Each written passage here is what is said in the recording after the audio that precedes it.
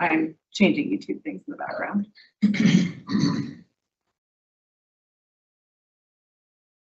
And there's the breakdown of it. Here's the text once. Yeah. On the right hand side, you'll see the breakdown of that. Is it changing that? You may have to be my personal assistant here. No.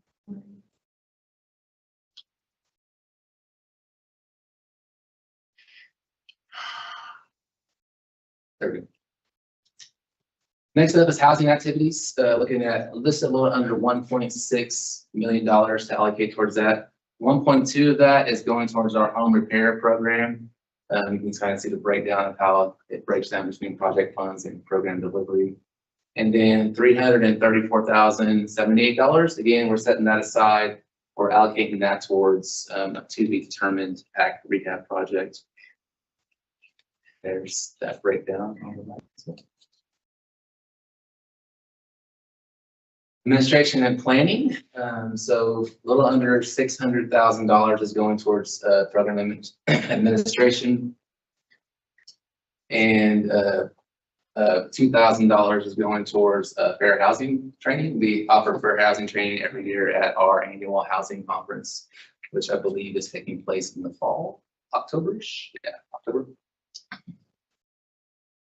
There's that breakdown. All right, for public services, I was talking about that earlier, so here we are. So again, we have a public services cap of $1,163,310. 385 of that goes towards the Office of Community Services. So that's Atwater, Colvin, and Evergreen. So that funds our CSR salaries and the admin assistants there at the Office of Community Services. 77,500 is going towards Housing First project coordination. That helps fund the salary of our Housing First coordinator. And then we have the Way to Work Summer Youth Employment Program, $222,500. That's the program we have every summer that we help youth ages 14 to 17 get employed when they work. Most of them the actual city jobs throughout the summer. Get them some job experience and they get to earn money. Cool. So in December of 2025, we released a competitive application for CDBG public services funding. We have 475,000. I should say 475,000. So that's the first typo there, Steve. So, you know. So update that if you want to, actually with 475,000 set aside for CDBG public services. And we had $50,000 set aside for ESG homeless prevention funding. I will talk more about ESG homeless prevention funding here in a minute, but we're going to focus on the public services CDBG side. We had a total of 10 agencies submit applications for CDBG public services funding. We also, in December of 2025, the City Council appointed a grants review committee. That's a committee that's made up of representatives from each city district. So 6 City Council board members were on that GRC, along with USD 259, Wichita State University. We had a large and small business rep, Wichita Independent Neighborhood Association, United Way of the Plains, and Sedgwick County in Vanessa, right? You served on the GRC this year, so thank you very much. But the GRC, they have a very difficult task. They always do.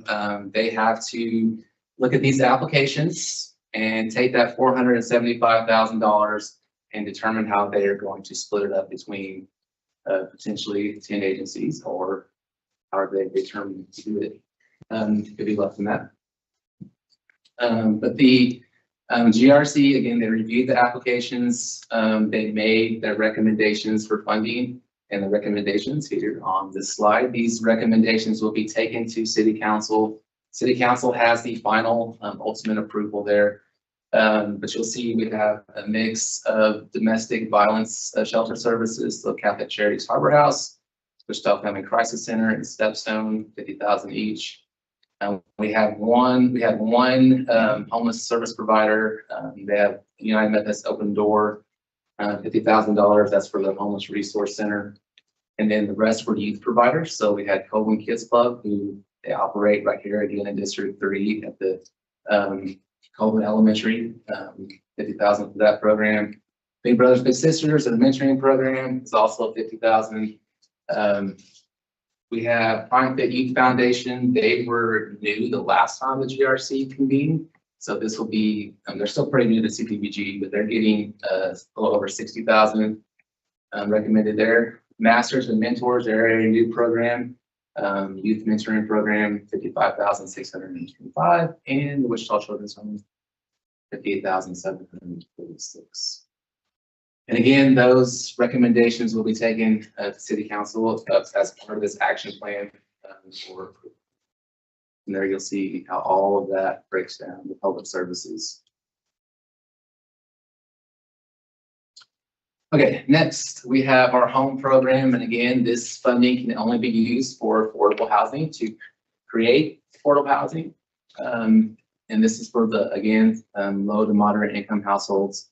You'll see that number. We have a lot of home funding that we're looking to allocate. And so we have over $10 million in home funding this program year that, again, we're looking to deploy this home projects.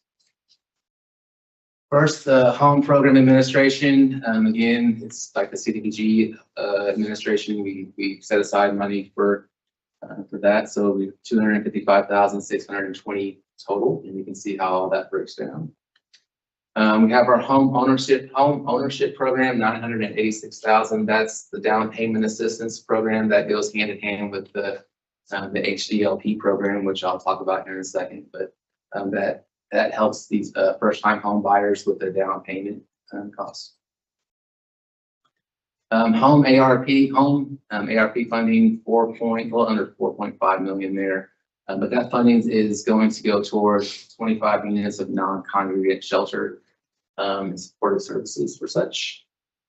And then we have our tenant-based rental assistance, TBRA program. That's $1.6 million we're looking to allocate to that. And the housing development loan program, 2.9 million. These funds are used by nonprofit and for-profit developers, and that's for the development of affordable housing. That could be rental units or ownership or home buyer units, and that can be rehab or new construction. We are required to set aside a minimum of 15% towards CHODOs. Set aside requirement is managed within the HDLP so that it's ensured that 15% go towards the CHODOs. And all HDLP applications are reviewed by the Affordable Housing Review Board. And that's just some CHODO requirements too. And that is how it all breaks down.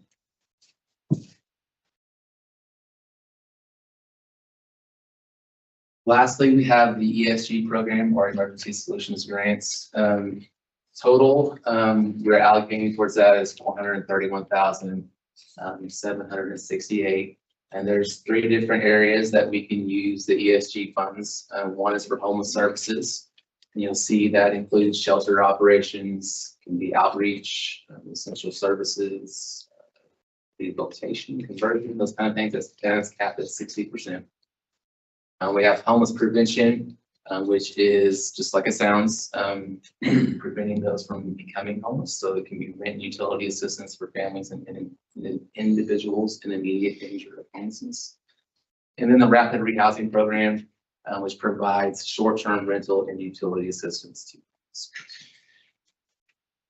So we'll start with homeless prevention. I mentioned when I was talking about the public services and the GRC, I mentioned that there was also $50,000 in ESG funding, prevention funding that was available.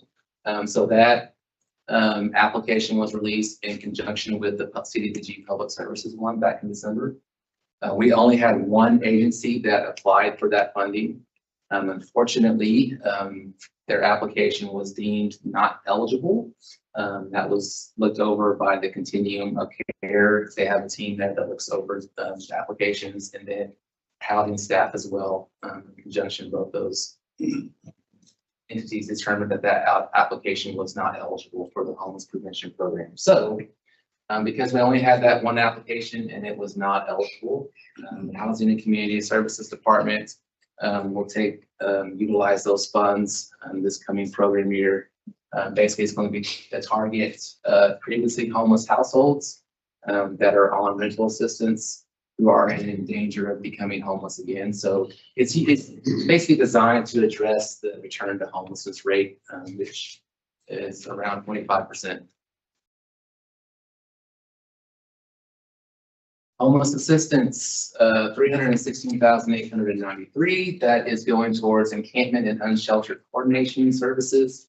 And that number there includes that 157,768. That was from the last program year, 2025, that was left over. So we're looking to allocate that total right there. Rapid rehousing, 35,000. This is funding to be made available for rent and utility assistance for, again, literally homeless persons. That'll enable them to move into permanent housing.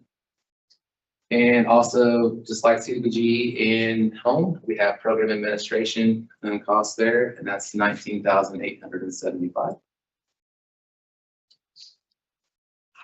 There's how all of that breaks down. Next step, like I mentioned, we are in our public comment period right now, and that runs through at midnight, May 4th. May 5th is when we take it to council, and that's the public hearing. Tonight is our first DAB meeting of 6, so we still have 5 more to go. And then council approval hopefully will be on that date. And then looking to get it submitted to HUD on May 15th, 2026. So it's recommended this time that the district advisory board provides comments. That's what we're seeking here. So comments can be made today. You can also email me those comments. You can give me a phone call. You can send me a letter if you'd like to.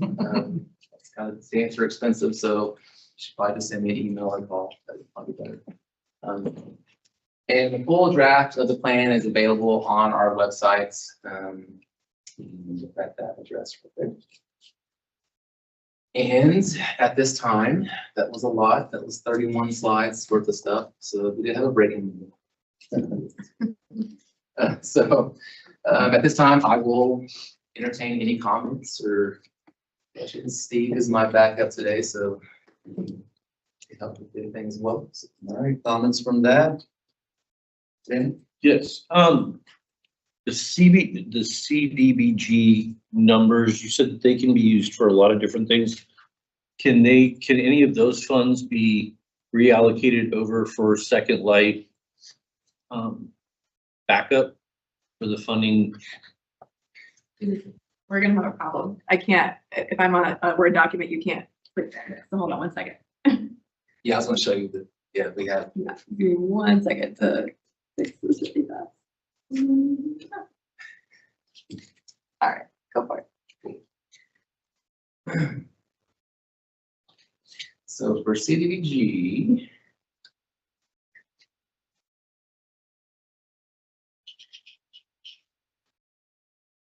we're putting $1 million there. Okay. Yeah. And so that's to help offset some of the shortcomings that we're anticipating for this fall? That's for that's to build actual non-congregate shelter there on the site. Okay. So that's not specifically for that. So,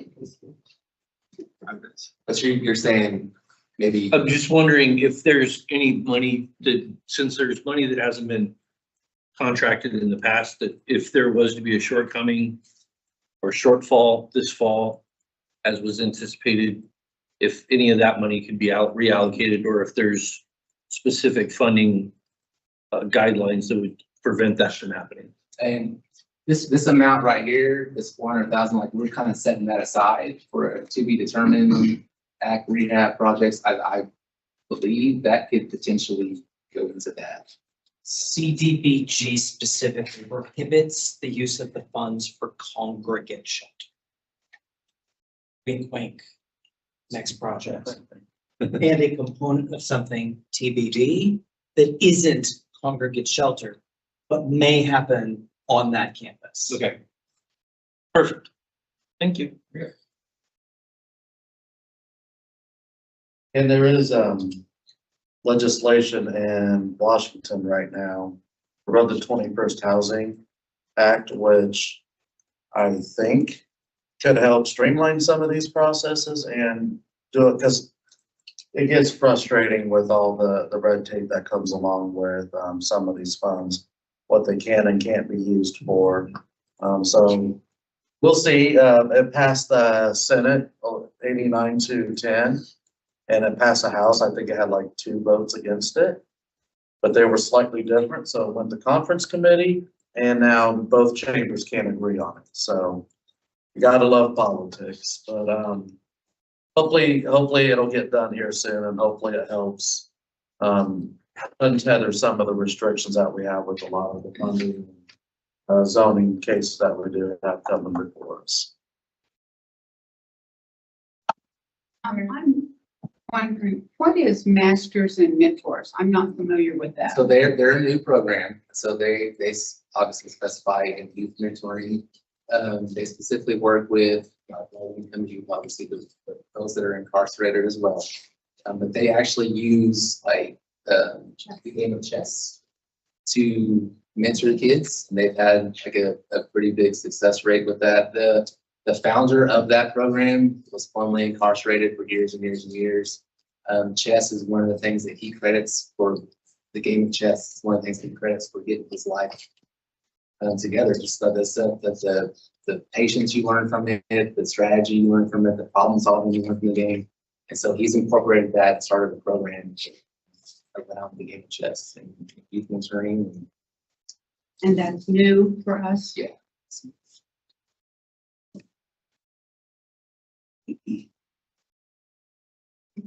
Other comments from that? Other comments from the public?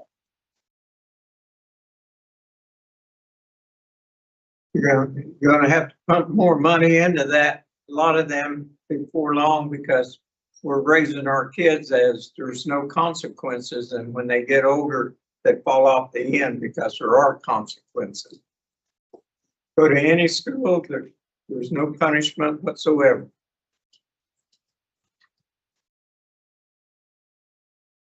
The other comments?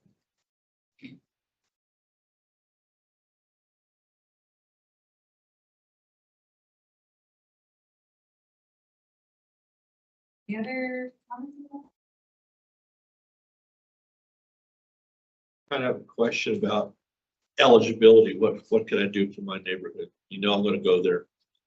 There's opportunity there. If there's funding to fix our units up, we need it. We are low to middle income. We have 400 units that are dire need. We have 27 that need to be rehabilitated. If we could get those back online, that would put us into the black, take us down the red. We're just struggling right now to make ends meet. I'll let you get it. It's Hilltop Manor Mutual Housing. It's a mess. Go to the home. So what you're trying to get to. Yeah, sorry, give me 1 second. I have to take notes of what I'm saying at the same time. I'm trying. This is the- She should have known it was coming. I was just trying to hold back. Not the time I am, Jerry. Yeah. I wanted to word it right. Apparently. We're getting a whole new building, so. Are you wasn't? Plainview. Oh, thank you. The one I'm so excited for that. right there. It's been on the radar for so long. Yeah. Spend the money, would you? I wasn't thinking about Right. it. I wanted to have my budget. You said, send you a letter. I just want to come down and knock on the door. You should. You know where I'm at. Yeah, I do. Right past security. Yeah. Hit me up, I'll be downstairs. It would take a minute for me to absorb it. I'll have to hear stuff repeatedly sometimes. On a similar note, would it be possible to use these funds and create a city grant to help low income and elderly with sidewalk replacement? Good question. We have that issue too. CDBG, We have a slide for that. yeah, CDBG can be used for sidewalk projects. Oh, Oops, Jerry. sorry. Hold on one Like, second. you can say it. Jerry, like, one of the things I was thinking, I don't know if Steve was thinking the same thing, was the HDLP, the Chonos, developing affordable housing in different areas. So, yeah, yes. So all of this home money can be used to rebuild dilapidated buildings. And it's on an open application process that's available for for-profit, nonprofit developers, but we can't force them to the table. Most of the time, we don't have enough money to handle an entire project, so they're using our money in leverage with low-income tax credits and other federal subsidy programs. And so we're completely dependent on whether or not they get those projects for us to be able to expend the money. So when we can't expend the money, they might apply for it. We set aside $400,000 because we think it's a good idea, and then they get shut down on the LIHTC side, and then that money has to roll back into the kitty. So we really need to rely on the partners, the community developers, to put together this funding map that makes sense to fund the whole cost. Some of that's investments, some of it's LIHTC support, and some of it is us. So would that require a mechanism where the concrete companies would apply for this and then administer the program to the homeowners? John, I think they were answering Jerry's question. So we're answering Jerry's question. Because if we, my question be on that, if we start construction on it and the building, would the funding get pulled away? Or would we get that reimbursed? Because we may be able to do that now. Now that you've started construction? No, we have not, but I don't want to start construction and thinking we might have something coming in the future when we're done. Go into the HDLP site and figure out, you may need to partner with a local developer who has experience leveraging LIHTC and CDBG and home funds. In order to qualify to receive them, you get bonus points on all of these projects, but if you have site control, you're already ahead of the game. You have the same email address, Jerry. We have 400 units, and we have is ours. So it's a shared ownership. We need developers to come up to the table. I'll come down and talk to you. Okay, I was like, Probably after the 10th. I'm busy till about the 10th. you still have that same email address that you were using? Yeah, same time. Yeah, Okay, that's what I have this, so I can send you the link and we can, perfect. Tell me when you want to meet me. I'll come in.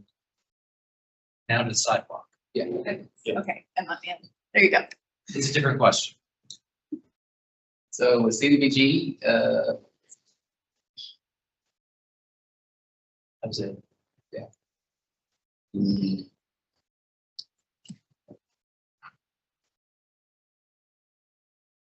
the infrastructure projects can be used for like sidewalks and those kind of things. So it has to be an area that benefits low mod income individuals. And so, I mean, that if you have like an area that, you know, you think would benefit that, I mean, you could definitely look into that problem. I'd bring it to your city council person and Michael. and you would bring it. I think his district's doing well in this plan, so. Sorry, hold on. When you do it, it just moves where I'm at in the Word document, and I'm like, well, I guess. Because we're taking minutes to background now too. I don't think I've seen any sidewalk projects come up on home repair. I was gonna ask if that's eligible under. I think it's normally CDBG that we use. I phrased it that way specifically because I don't know whether it's eligible or not. Sally most certainly would, and if she's not approved one in the past, that's kind of telling. Right, yeah, right before My concern is, They also would totally be lower priority than like HVAC units. They would sink to the bottom of the list. Right, Because so it's are not we even- health and safety. Are we Well, getting up to the point that they would come up to know? yeah, Right, absolutely. They have a metric for looking we at home. prioritize the projects and we have a rating scale. Yeah, So a project such as a heat in the summer or heat in the winter or AC in the summer automatically rises, or roof damage, that stuff, it rises to the top of the list and we'll get to it immediately. But there's, I think, 200 people on the waiting list. Yeah. So I'm just wondering if we've never had a sidewalk get all the way to the top of the list. Let's ask, just in case this comes up again. I don't, we can ask, but I don't remember anything like that. We were actually sued over a sidewalk incident. Our president fell and he won. Yeah. So I get it. I hear where you're going. We want to go back and ask some questions. Richard, and then in the back after that. I would like to see the city council, when they're doing sidewalk repairs, I would like to see the city council just waive the permit fees, because that's over and above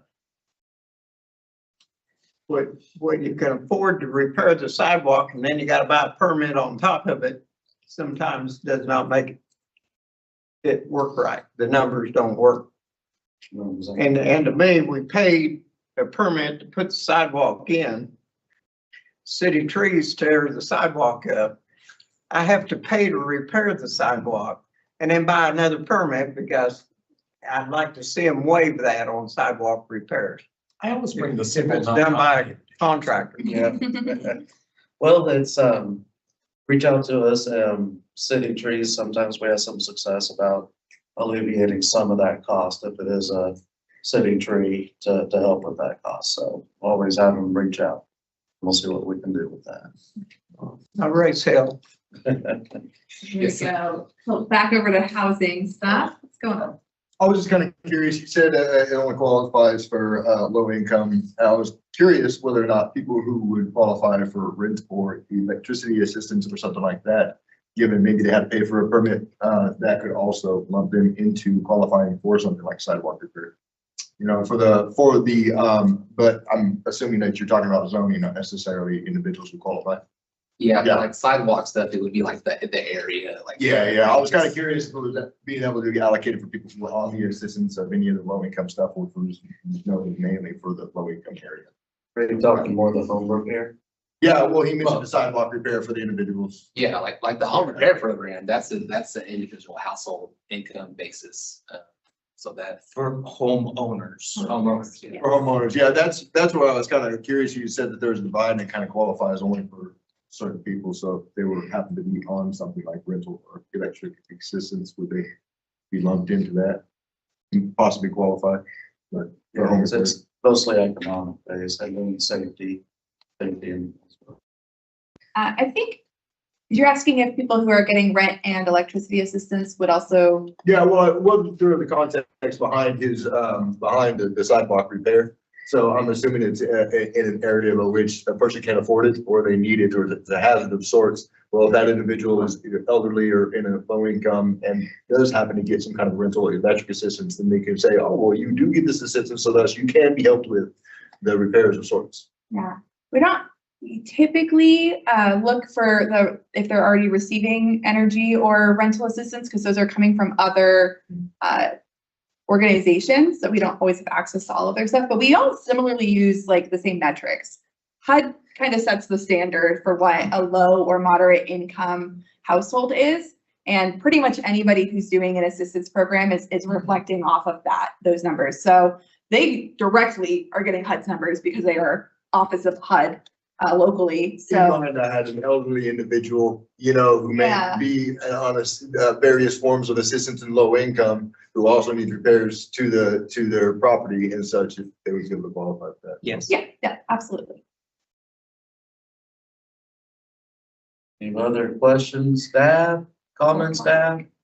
Going once, going twice, back to the public. One more, is there a list of developers who actually work with, who have the experience that you might be able to post? So Great that- question. Yeah. Like the Chodo list, that would, Yeah, what you were mentioning earlier, I'm assuming. yeah, we're working with a few right now, a couple. Yeah, there's a few that are local. There's actually been a bunch of developers coming in from out of town doing some of this work lately, and we're all about it because more affordable housing is always better. Yeah, I didn't know how much participation you could actually have into it. So if there was a list with numbers a gentleman could reach out to, then encourage them to reach out to you. It'd be kind of like a, you know. Would you also be able to pay them direct, so we wouldn't have to be in that too? No. Come on, I'm shooting, man. Close mouth, don't get fed.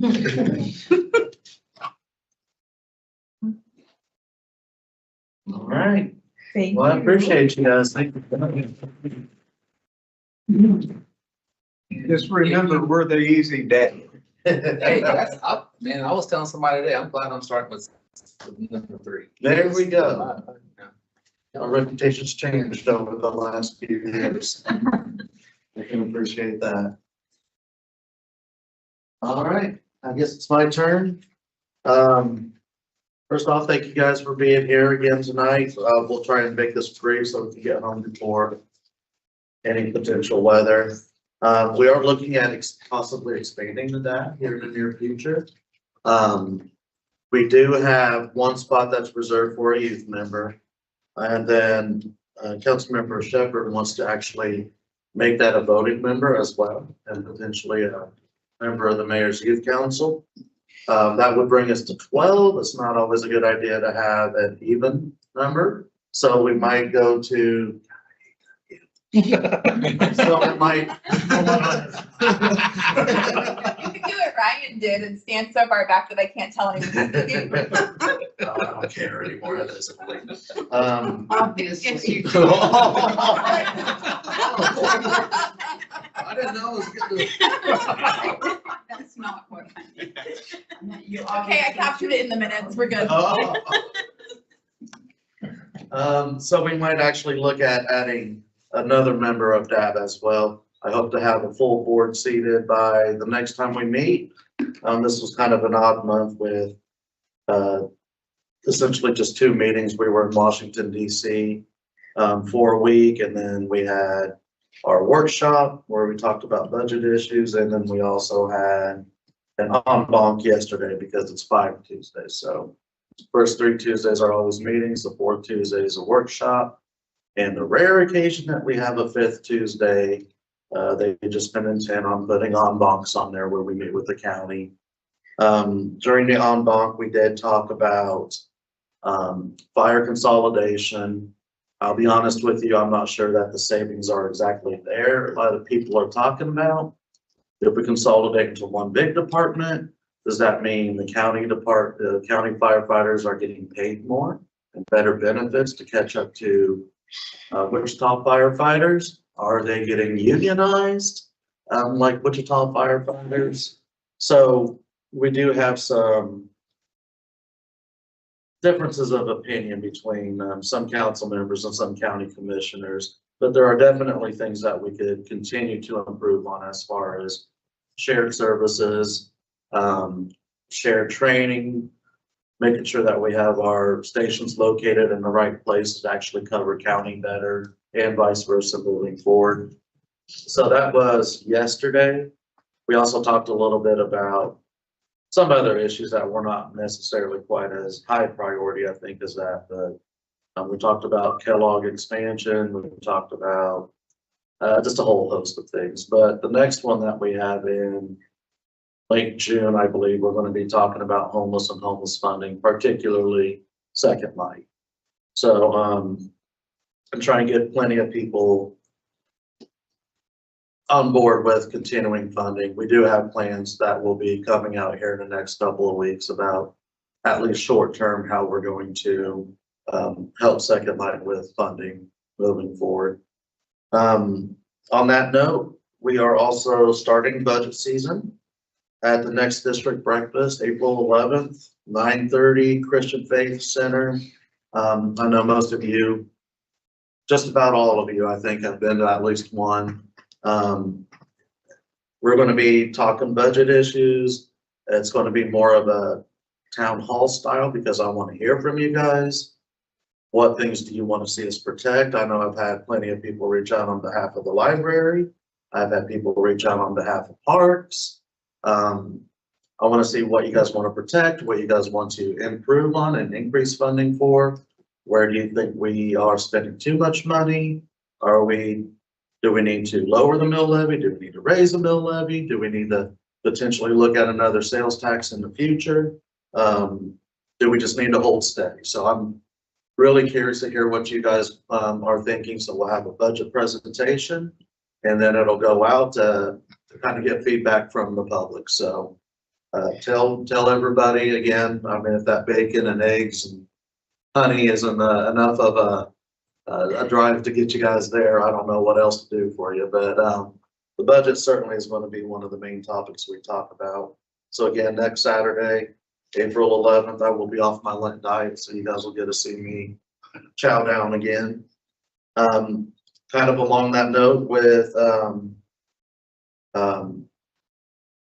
our budget, we have had, I don't know if you guys have seen the discussions going on in public about robo dogs with the police department. I'm here right now. It's coming up on next week's agenda. So I would be curious to hear any thoughts or opinions that anybody has as far as robo dogs go. And just for background, one of them is kind of designated to be the new bomb squad robot.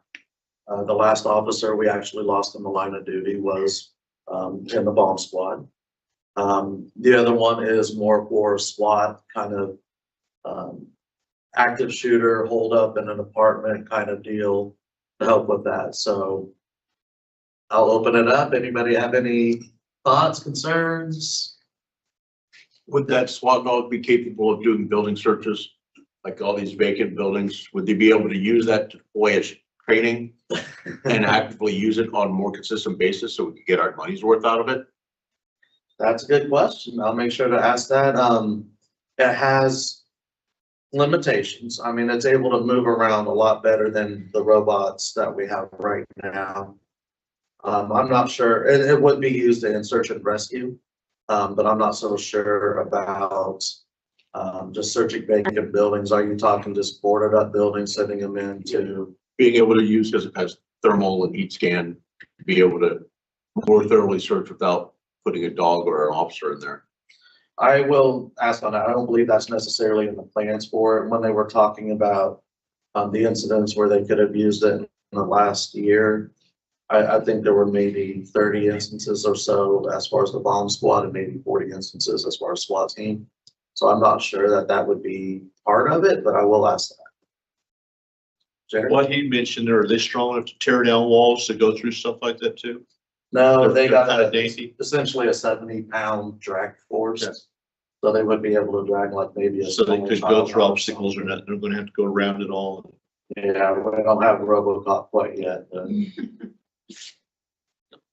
I think they're a fantastic tool that can be used, especially in situations like you were talking about. If you can put a robot into a situation that can give you the lay of the land before you have to put a human in that situation, it's always a plus. Obviously, there's downsides of cost and training and all those things, but if you use training opportunities to also do other things, like Tim was alluding to, you can get 2 swipes at the same, apple. But I, in almost every case, the drones have turned out to be a fantastic tool. And when they're utilized and we actually go that route, it seems to be, it helps with morale, but it also helps with officer safety, which is paramount. right.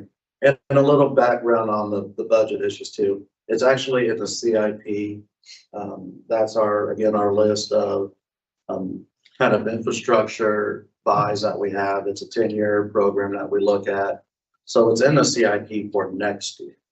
Now, the chief did want to bump them up to this year, mostly because of concerns with terrorism, Iran, the warnings that we get almost on a daily basis from FBI and whatnot. He's very mindful about Riverfest coming up, some of these other events. So I think that's worth noting, is that it was in the budget for next year and this is moving it up a little early. But it also has caused a lot of angst among the public with, especially in light of the recent sales tax. I think a lot of people have kind of jumped on that as well as seeing unnecessary spending. It's kind of hard to balance everything all at once, but that's why I get paid the big bucks to do, apparently. So Can I have a little different question on that? I Yeah. noticed at the Patty Parade, the police presence was obvious. They were a lot more than they've ever been that I've seen. They were everywhere. Yeah. And not a problem with that. It's gonna be the same way at River Festival. Cause there's a lot, they need to be there. They really need to. That'll help a lot. Just their Sullivan, presence. coming from Philadelphia, that's something that's very much on his mind. That's what he did in Philly. He was the second in command out there. And so he did control the events. He would talk about, they have municipal trash service out there, so they actually use trash trucks to barricade the streets. So it was a lot cheaper. We have snowplows. That's true. I did bring those out. We, he's very mindful of that. He actually kind of gets on the nerves of a lot of people who are throwing these events because he is so safety focused with it. But yeah, St. Patty's Day was a fun one. Yeah. It's fun. What is the expected lifespan on these and repair times? I believe 7 years. The repair is actually going to be a little better for us because a lot of the parts and a lot of the production is actually made here at WSU Tech or Wichita State, the Innovation Campus. I actually saw one of them like 4 or 5 years ago. So I think the shelf life is around 7 years, but they can go longer. There are people who bought them 7 years ago that they're still in service. What is their exact capabilities? I mean, what all can they do? They do have kind of like an odor sniffer. They can detect chemicals and whatnot. So if they're patrolling around, they do have videos that WPD has put up on their social media. So you see, they have a lot better capabilities of walking up and downstairs, walking over loose stuff in a way. The robots we have now, essentially, if we try and get them up the stairs, they can tip over and fall back and just get stuck there. So they're definitely an improvement over what we currently have. They're able to open doors. You know, I don't know that that's necessarily a big selling point because if I'm barricaded, the first thing I'm gonna do is hit that deadbolt. But they do have the ability to maneuver around. The idea with some of it is having the dogs open a door and then having small drones to be able to go in and talk to people in case of like a hostage situation. So they're pretty handy. They do have the heat-seeking vision as well to be able to detect people in certain areas.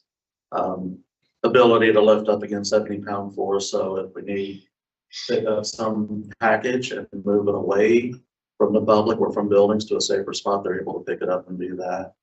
Again, check it out on the social media page. And it's pretty interesting what they're able to do. So identifying smells, I mean, can they in real time alert the officers to like identify what the chemical they're smelling is? I believe so. I mean, I don't know that it gets down to, you know, the sniffers we got outside the sewage treatment plant, but I believe in like a kind of a more broad term that they're able to, especially with explosives. Drugs and bombs is what it Yeah. is. And watch that video, watch it don't go up that stair. Yeah. What's the cost per unit? 320,000 right around. It's $650 for both. How much? $650. I have something on this consolidation that I heard, and we're talking about spending more money that we don't have, that we want to raise more taxes for. They're talking about hiring a consulting firm to decide whether it's, how about if we're gonna try to put the fire departments together, we get 2 or 3 from the county, 2 or 3 from the city, let them talk it out. I brought And see that, if something can work out. That doesn't cost a whole lot. I brought that up. We have the labor program that fire uses to detect like the best ways to get to and from fires.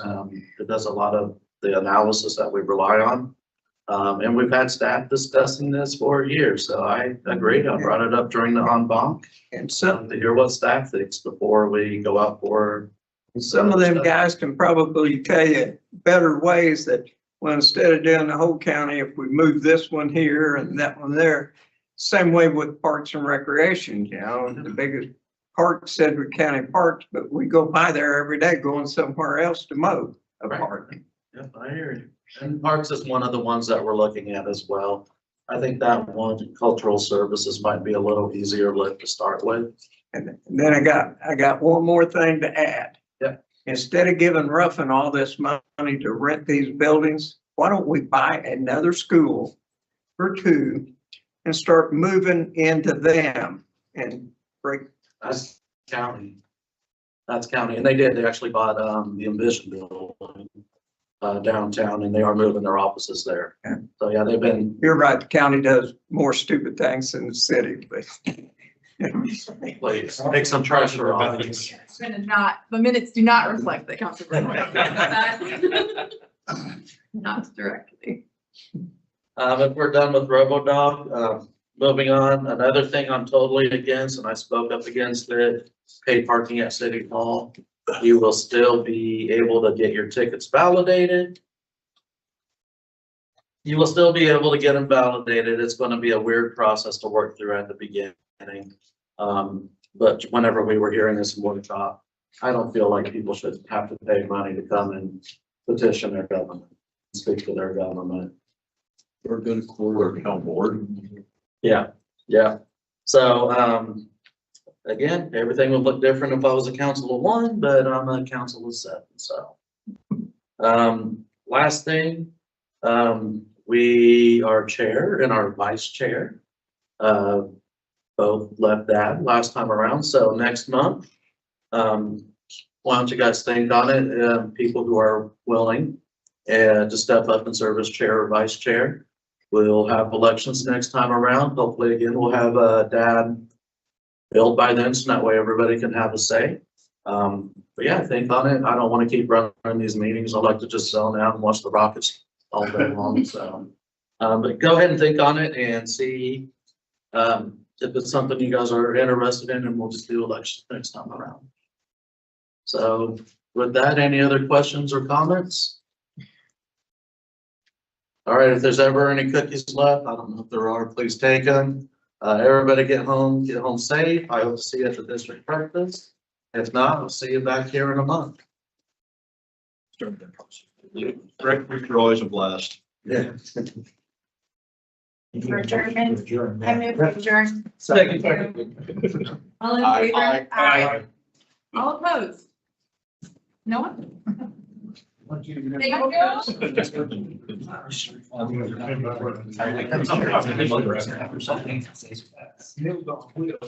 Oh,